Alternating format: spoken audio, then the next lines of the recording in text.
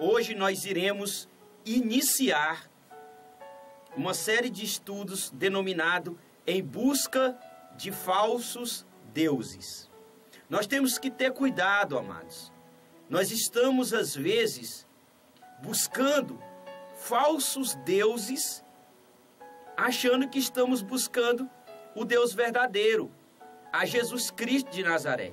Hoje nós iremos falar específico de Mamon, o Deus Mamon, o Deus que Jesus relacionou ao dinheiro, uma entidade que é responsável por colocar na vida das pessoas ganâncias, orgulhos e soberba em relação ao dinheiro. Talvez você está sendo enganado e não sabe. Talvez você está buscando um falso Deus e você não sabe disso. Então eu gostaria que você prestasse bem atenção nessa palavra. E se você se identificar com essa palavra, que você busque ajuda espiritual. Não morra espiritualmente, mas que você busque ajuda espiritual. Na epístola de Paulo, escrevendo a Timóteo, na primeira carta de Paulo a Timóteo, capítulo 6, Paulo, no versículo 2, adverte assim: se alguém ensina alguma outra doutrina, um outro ensino, e se não conforma com as sãs palavras do nosso Senhor Jesus Cristo, como a doutrina que é segundo a piedade, presta atenção, a doutrina de Jesus Cristo, o ensino de Jesus Cristo, é segundo a piedade, é soberbo e não sabe, mas delira acerca de questões e contendas de palavras, das quais nascem invejas, porfias, blasfêmias, ruins suspeitas, perversas contendas de homens corruptos de entendimento, privados da verdade, cuidando que a piedade, que a doutrina ensinada por Cristo, seja causa de ganho, seja fonte de lucro. Aparta-te dos tais. O conselho de Paulo para Timóteo, inspirado pelo Espírito Santo, é que qualquer um, seja pastor, seja membro de igrejas, seja vizinho, seja ateu, se ele tem uma doutrina, se ele tem um ensino, se ele tem uma filosofia de vida que não segue a doutrina de Jesus Cristo, o ensino de Jesus Cristo, que é segundo a piedade, mas se ele segue um ensino, uma doutrina diferente, ele é soberbo. Ele delira em questões e contenda de palavras. E essas contendas e essas questões, às vezes teológicas, levam as pessoas a um lamaçal de invejas, porfias, blasfêmias e ruins suspeitas.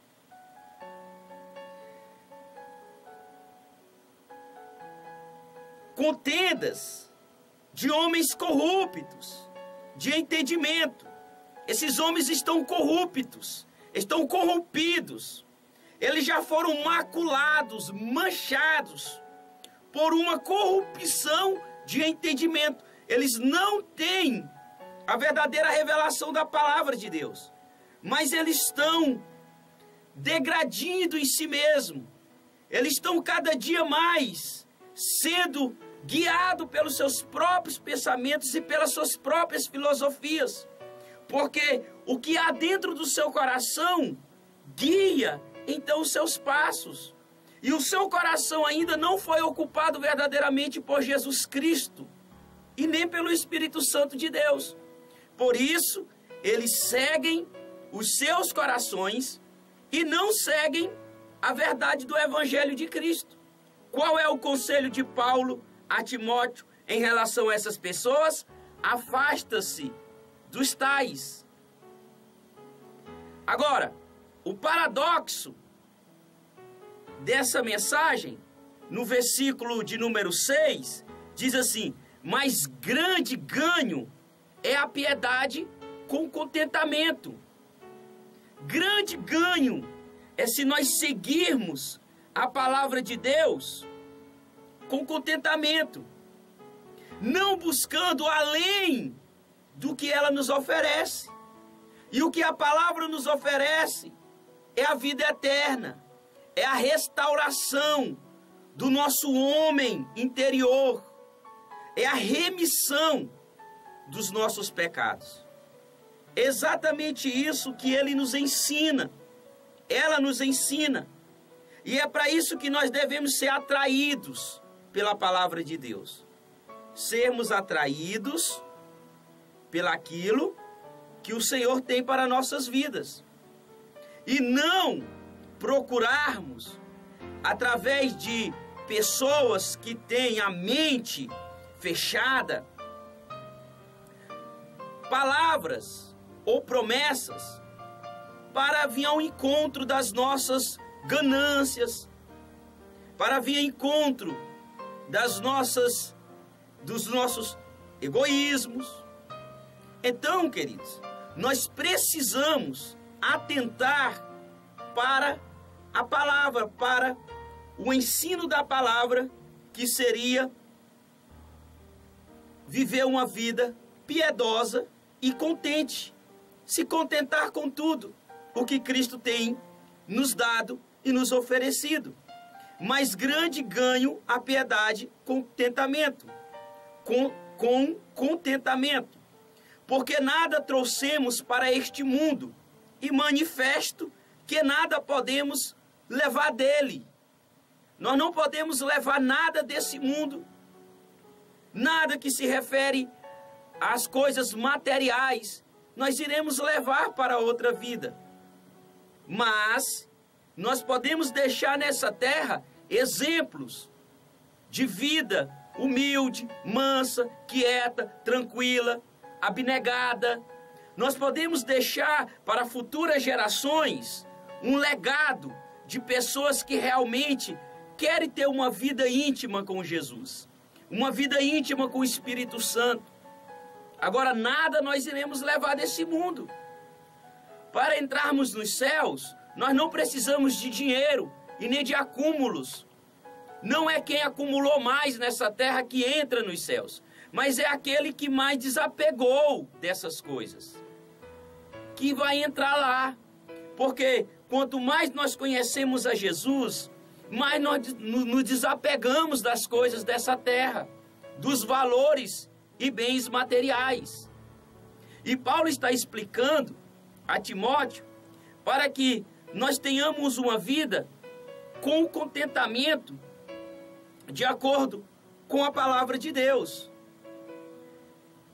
Versículo 8, ele diz: tendo, porém, sustento, e com o que nos cobrimos, estejamos com isso contentes.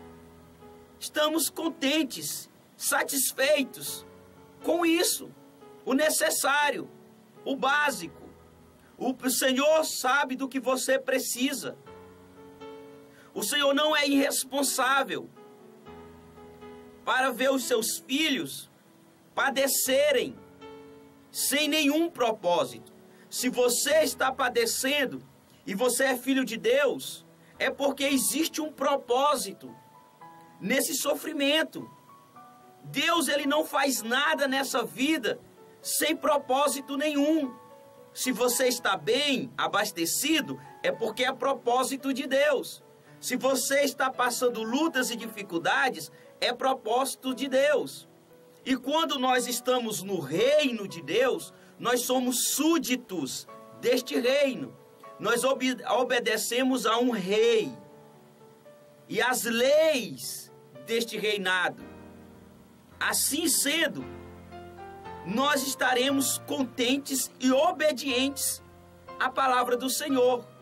Caso contrário, amados, caso contrário, nós não estamos vivendo o Evangelho de Jesus Cristo. Se você ainda não vive dessa forma, se a sua motivação em buscar Jesus é para ter uma vida tranquila, se contentar com o que você tem, se você está comendo, se vestindo e dormindo bem, tranquilo, é isso. Agora, quem quer mais, corre um grande risco de se perderem no caminho e não encontrarem a salvação em Cristo Jesus. Aqueles que querem mais, buscarão falsos deuses, adorarão a Mamon, denominado por Jesus o Deus do dinheiro, o Deus da ganância. E assim, às vezes, amados, nós estamos buscando nas igrejas, na religião, esses aparatos de Mamon, esses oferecimentos de Mamon. Tudo que ele tem para nos oferecer é o dinheiro. E nós buscamos o dinheiro, nós buscamos os status, nós buscamos uma vida bem-sucedida, acima de todas as coisas. Não é errado você ter um projeto de vida, você buscar melhorar a sua vida financeiramente. O problema é quando essa obsessão, ela vai além dos seus princípios, ela quebra os seus princípios morais. E para que você venha concretizar esses seus objetivos, você aceita e oferece propinas, você rouba, você mata, você manda matar, você cobra juros, você se torna um agiota, você explora as pessoas mais pobres, você é desleal nos seus negócios. E quando isso se torna, então, uma obsessão na nossa vida, a concretização desse projeto material, nós nos tornamos gananciosos, soberbos, como Paulo ensina a Timóteo. E ele vai dizendo mais, versículo de número 9, presta atenção nesta profecia de Paulo a Timóteo. Mas os que querem ser ricos caem em tentação e em laços, e muitas corrupções loucas e nocivas, que submergem os homens na perdição e ruína, porque o amor ao dinheiro é a raiz de toda a espécie de males. E nesta cobiça, alguns se desviaram da fé. E nesta cobiça, alguns se desviaram da fé e se transpassaram a si mesmo com muitas dores. Paulo profetiza, ele ensina, ele fala a seu discípulo, a seu filho na fé, Timóteo, por meio do Espírito Santo. Cuidado, cuidado.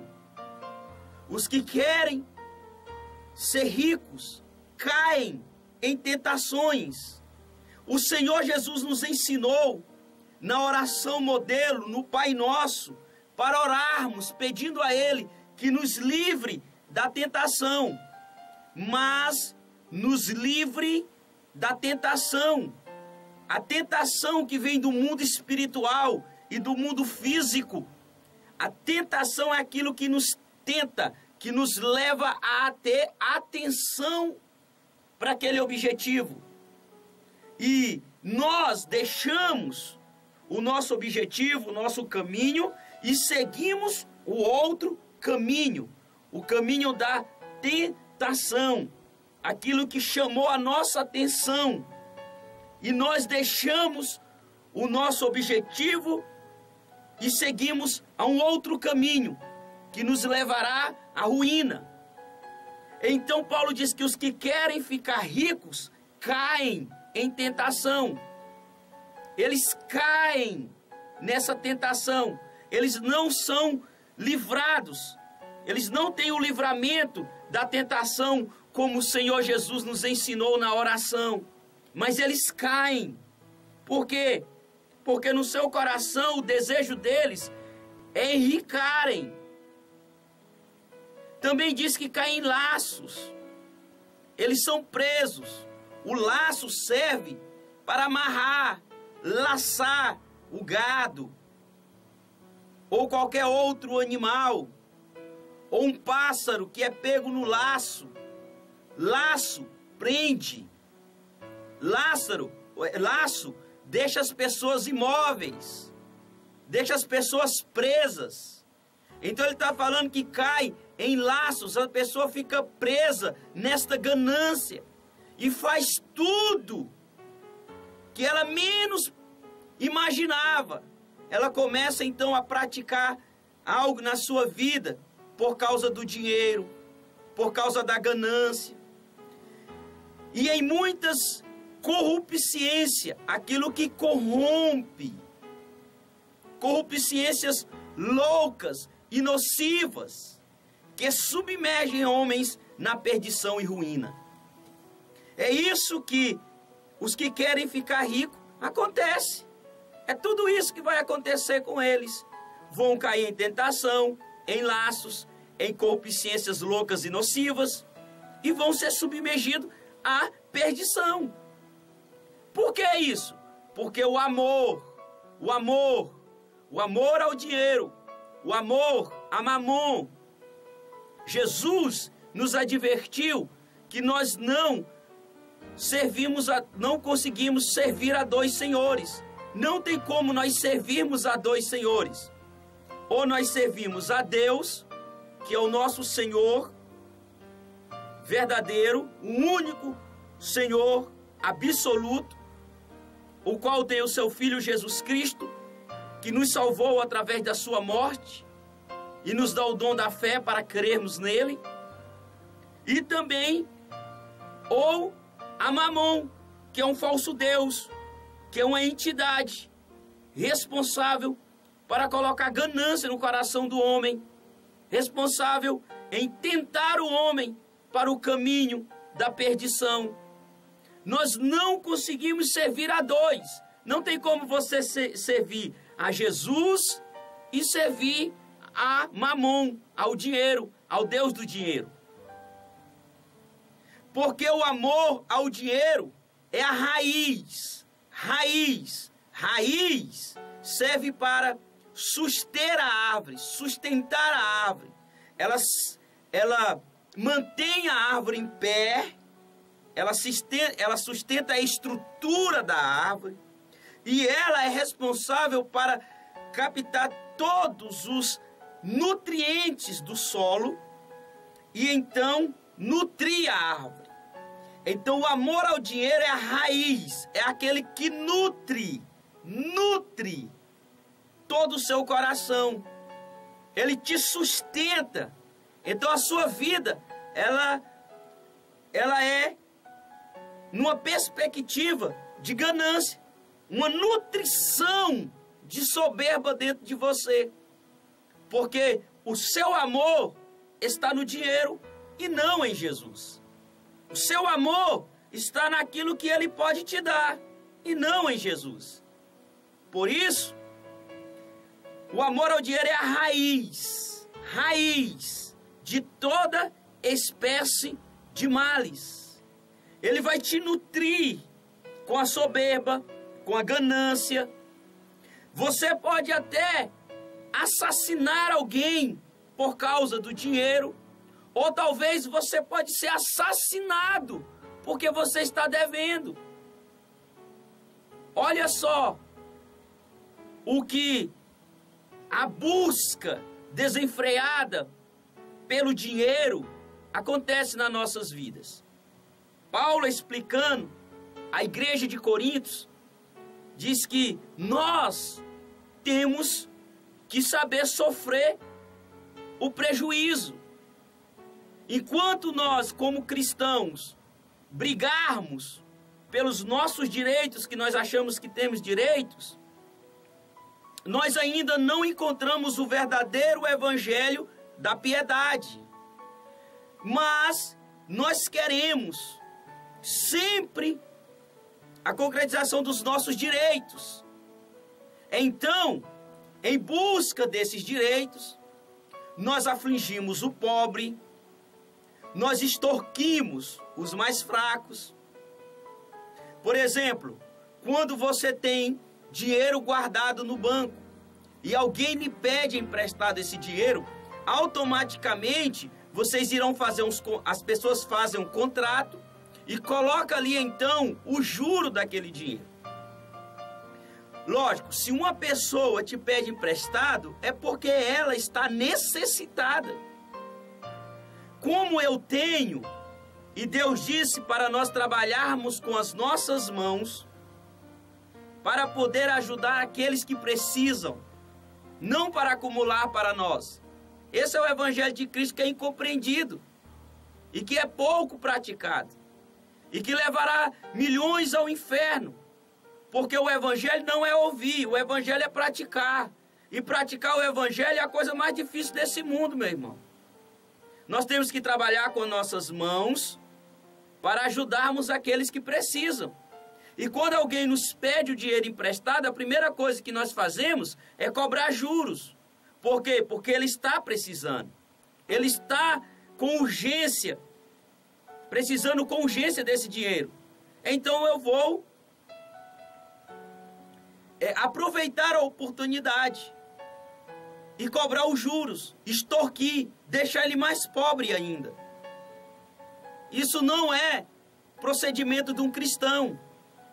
Mas a raiz que está nessas pessoas é a raiz do amor ao dinheiro. É a raiz que nutre essa pessoa com toda espécie de males, de corrupciências. Ela está presa, ela está amarrada nessa cegueira. E ela não consegue compreender esta mensagem do Evangelho. Até porque esta mensagem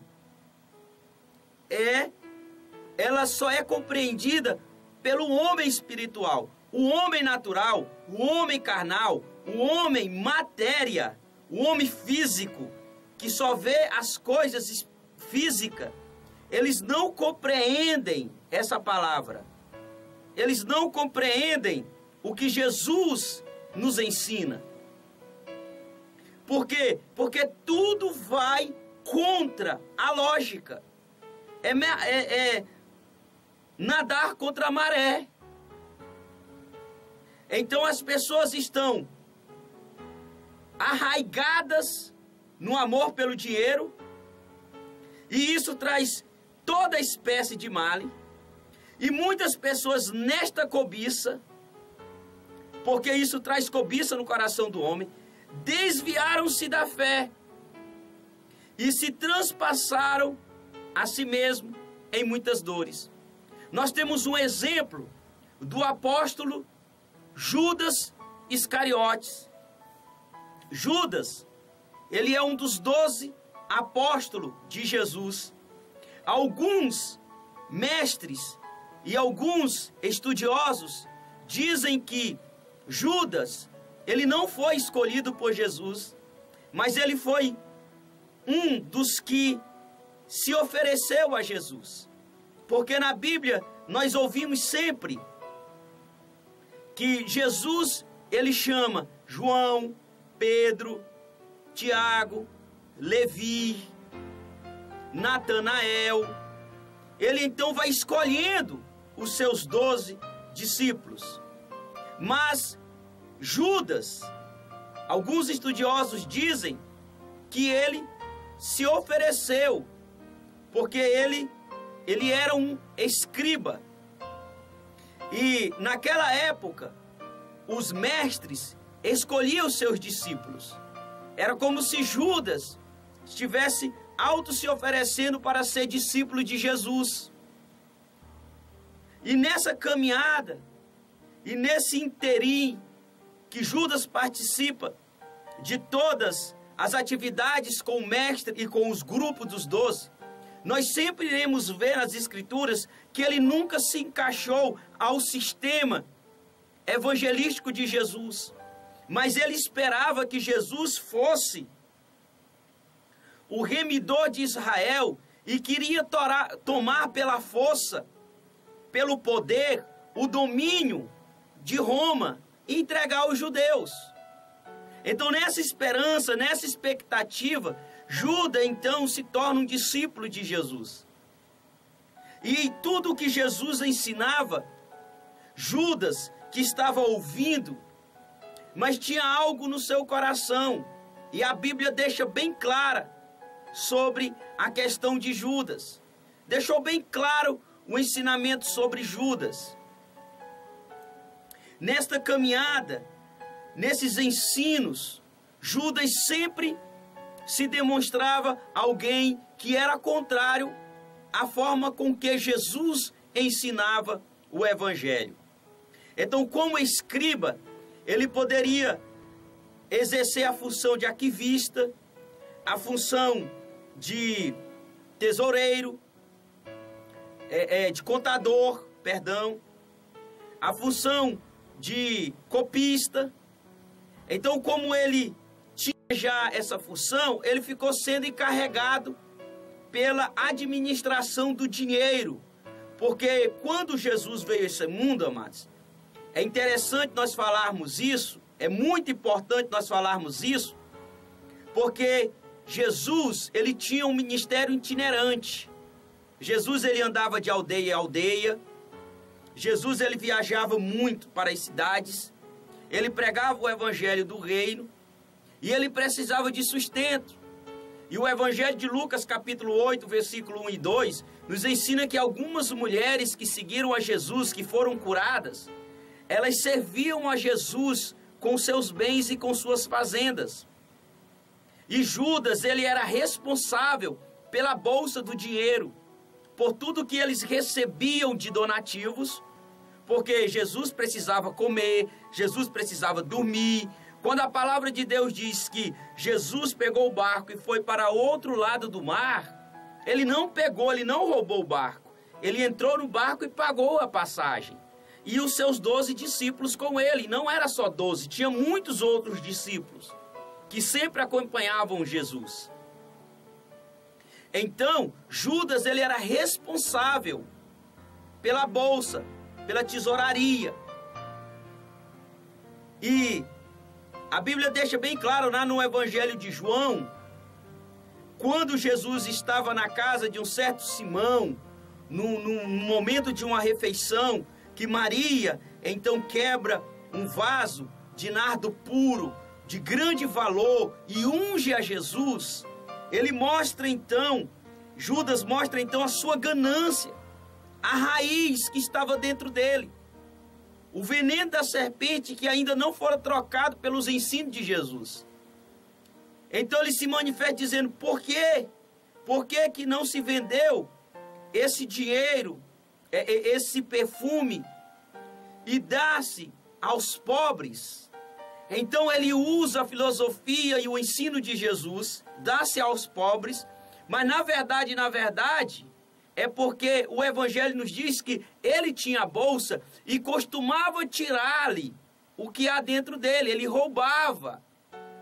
Então nós já vemos aqui que Judas, ele seguia a Jesus, andava com Jesus, ele viu os milagres acontecerem, os ensinamentos de Jesus, mas o seu coração estava corrompido, ele tinha uma raiz que nutria na ganância, e o seu Deus era Mamon. E quando Jesus então repreende Judas, olha, ela fez uma boa ação para comigo.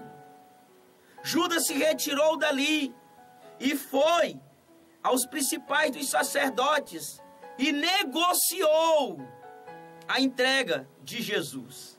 Alguns estudiosos dizem que Judas, ele negocia com os principais dos sacerdotes, achando que no momento de rebelião, no momento que Jesus fosse preso, Jesus, iria se manifestar com seu poder e glória, iria fazer uma rebelião, iria tomar o poder de Roma e passar para os judeus.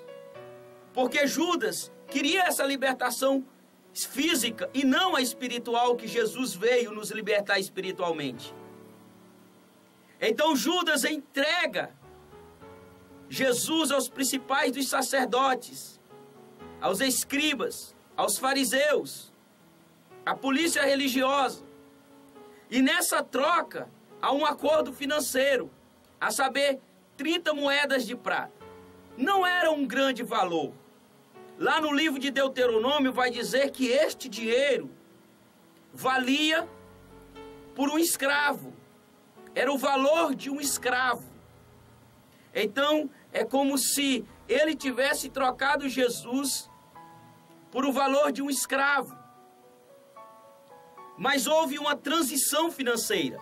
Como Judas não estava conseguindo aquilo que ele queria materialmente falando, ele então vende a sua oportunidade de ter uma salvação por dinheiro, que era aquilo que mantinha ele, que vivia, que fazia com que ele tinha esperança de uma remissão de Israel. E o Senhor sempre ensinando ao contrário, sempre ensinando sobre o desapego: não ajuntais, não acumulais tesouro na terra. Vende tudo o que tu tem, dê aos pobres e segue-me. Na casa de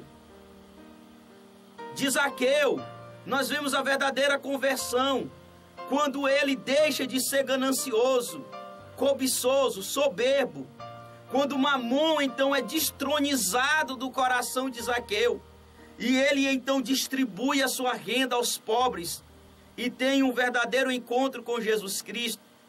Mas Judas, que estava do lado de Jesus, discípulo de Jesus, não compreendeu essas coisas, porque o seu coração estava cheio de uma falsa doutrina, de um falso ensinamento, de uma esperança falsa na ganância e no dinheiro.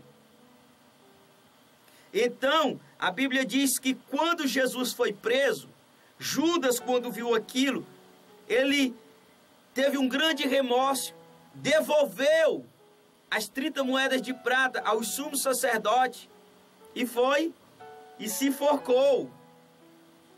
Mas, queridos, o que nós compreendemos é que quando Judas ele se enforca, ele está nada mais, nada menos cumprindo o que Paulo ensinou a Timóteo aqui, no versículo 10. Porque o amor ao dinheiro é a raiz de toda espécie de males. E nesta cobiça, alguns se desviaram da fé e se transpassaram a si mesmo em muitas dores. Judas se enforca. Lá no livro de Atos diz que ele caiu de um precipício. Ele caiu de um precipício e então as suas estrelas se espalharam no chão. E ele ficou ali no chão. Era dia de sábado. Ninguém podia tocar em um morto. Naquela época era sábado. Os judeus não tocavam em defuntos. E ele ficou ali, espalhado, apodreceu. E aquele lugar foi chamado Campo de Sangue. E hoje, ninguém atreve-se a colocar o nome do seu filho de Judas. Você já ouviu alguém chamado Judas? Uma vez, um pai ele foi barrado em um cartório porque ele queria colocar o nome do seu filho de Judas Tadeu, em homenagem a um time de futebol que ele tanto apreciava.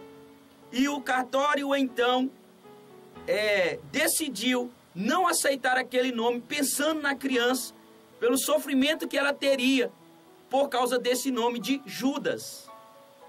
Então, queridos, o que nós ensinamos e estamos ensinando nessa manhã é que às vezes nós estamos buscando falsos deuses, estamos buscando uma ganância, estamos indo para a igreja não para buscar a verdadeira salvação, mas para buscar a resolução dos nossos problemas financeiros. Campanhas e mais campanhas, campanhas e mais campanhas que é entronizado o dinheiro. é as 7 portas, 7 unção para a vida financeira. Ali você vê a fogueira santa de Israel. Você vê o carnezinho da oração incessante. Você vê as colunas da obra que eles dizem, vendendo por R$150, R$200. E você não compreende isso. Será se você está cego? Nós estamos vivendo uma igreja atual, chamada Igreja de Judas. Uma igreja que tem o nome de Jesus. Uma igreja que às vezes fala as filosofias e o ensino e a doutrina de Jesus. Uma igreja que vê os sinais de Jesus, mas por dentro estão corrompidas.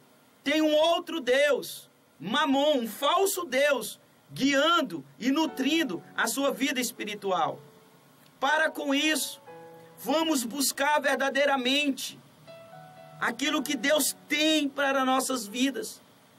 Vamos buscar aquilo que Jesus tem para nós. Nós só iremos alcançar a plenitude da graça de Deus quando nós vivermos o Evangelho com contentamento e não usar do Evangelho para ter fonte de lucros, para enriquecer, para enganar as pessoas.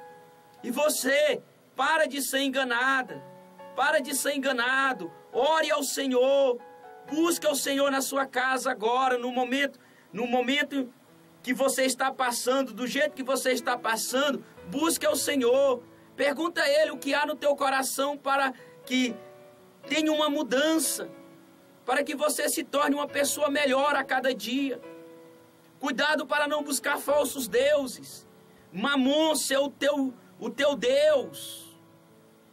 Pessoas que não têm tempo com a família.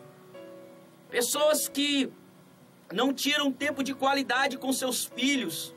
Vai a um jogo de futebol, assiste um filme com a família. Por quê? Porque o seu tempo é para o dinheiro, é para a ganância. Era para buscar mais e buscar mais e buscar mais. Agiotas ameaçando e sendo ameaçados. Pessoas vivendo presas no consumismo. Deve e continua comprando. Não são convertidas, não são libertas. Precisa de Jesus. É uma igreja de Judas. Eu não falo da traição, mas eu falo aquilo que levou a trair. E você acha que traição é apenas entregar Jesus aos sumos sacerdotes? Não.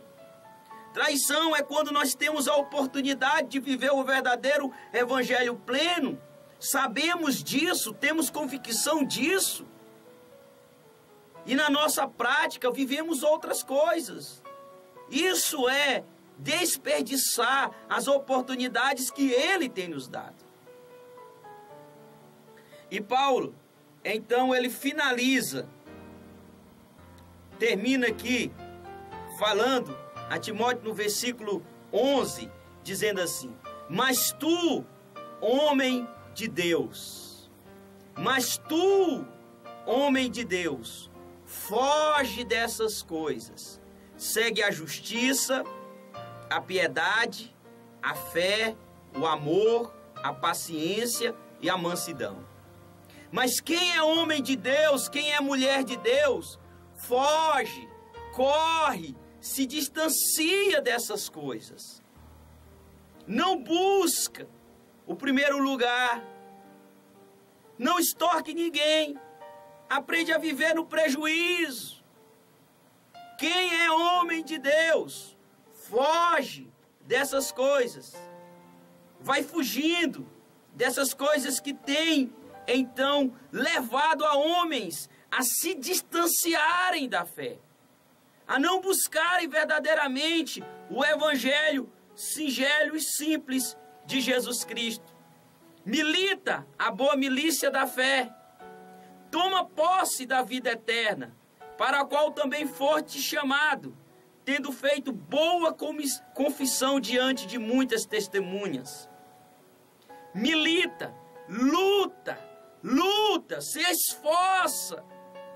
uma boa milícia pela fé. Se esforça, meu irmão, para manter a tua fé. Toma posse da vida eterna. Esse é o nosso objetivo. Cuidado com os falsos deuses. Cuidado com essa adoração aos falsos deuses, a Mamon e a tantos outros. Cuidado porque, às vezes, Deus se entristece mais com a nossa reunião eclesiástica do que ficar satisfeito com o nosso louvor e com as nossas reuniões. Por quê? Porque ali está cheio de ganância, está cheio de soberba, homens e mulheres soberbos dentro da casa de Deus, desprezando os mais pobres. Falsa religião, falso ensino, falsa doutrina. São pessoas soberbas. E Judas foi ultrapassado com muitas dores. O seu fim foi trágico. O seu legado é apenas negativo e não positivo na vida das pessoas. Foi alguém que não retirou do seu coração a raiz que causa todos os males. E levado pela ganância do dinheiro, ele desprezou a chamada para a vida eterna. E eu faço essa pergunta nessa manhã. Eu faço essa pergunta para cada um que está nos ouvindo. Eu pergunto para você: vale a pena viver tanto tempo ouvindo os evangelhos, vendo os sinais de Jesus e não se converter de verdade? Ser levado por vento de doutrinas falsas e homens gananciosos? Então a única solução é você mergulhar dentro de você mesmo e se contentar com o que você tem e aquilo que Deus tem te dado. Que o Senhor tenha misericórdia das nossas vidas, que o Senhor nos conserve na fé e que nós sejamos salvos pelo sangue de Jesus Cristo, que é o único que pode nos livrar de todo o mal. A Ele toda a glória para todo sempre, em nome de Jesus. Amém e graças a Deus.